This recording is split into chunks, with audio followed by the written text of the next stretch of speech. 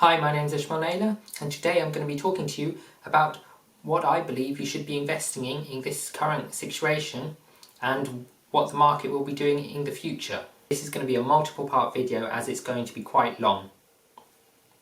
So, one thing that I believe you should be investing in is a lease option agreement.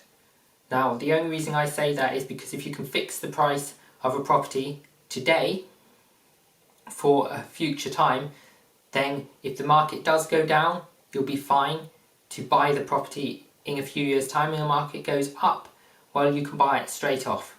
So it's a very good idea to be investing in them now.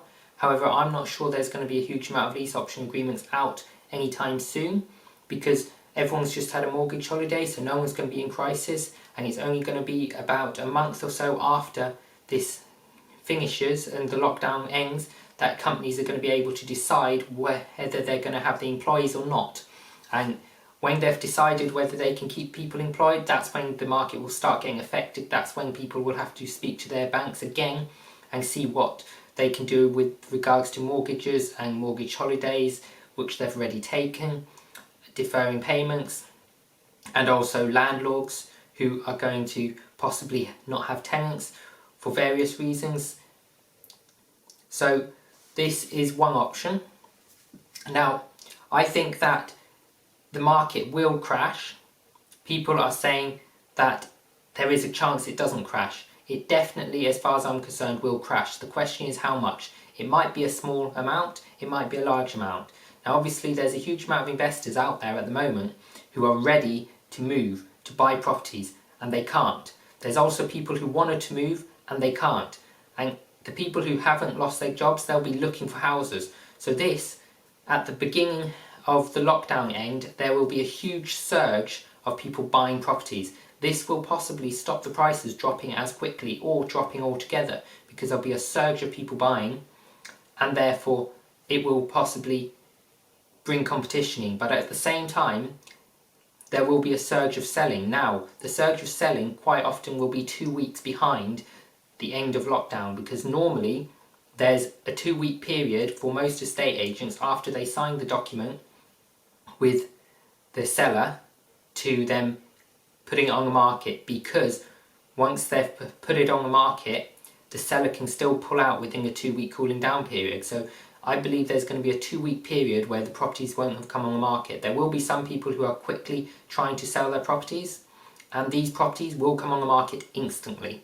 However, I think there won't be a huge amount of these people. Most of the people will be after the 14-day period. So there could be a delay between the surge of buyers and the surge of sellers, which could be a 2-week delay, which could pull the prices down. Now, the biggest reason why I think the prices will be affected is the airlines. The airlines aren't moving, and therefore there's a massive, massive loss of jobs there. Social distancing is said to continue possibly until the end of the year. Even after lockdown, they're going to try and keep social distancing. Now, this doesn't mean we can't return and do our normal day-to-day things. However, it is likely to affect the timescale of pubs and clubs and large events, cinemas, bowling, any sort of social gathering, meetings happening, possibly until the end of the year. This might not be the case, but if it is the case, those jobs will not return back to normal until the end of the year, which will obviously affect their incomes, which means they won't be moving and they won't be buying. This will mean that those people who would normally have bought in those industries will now not be buying until the social distancing ends and they can return their jobs to normal.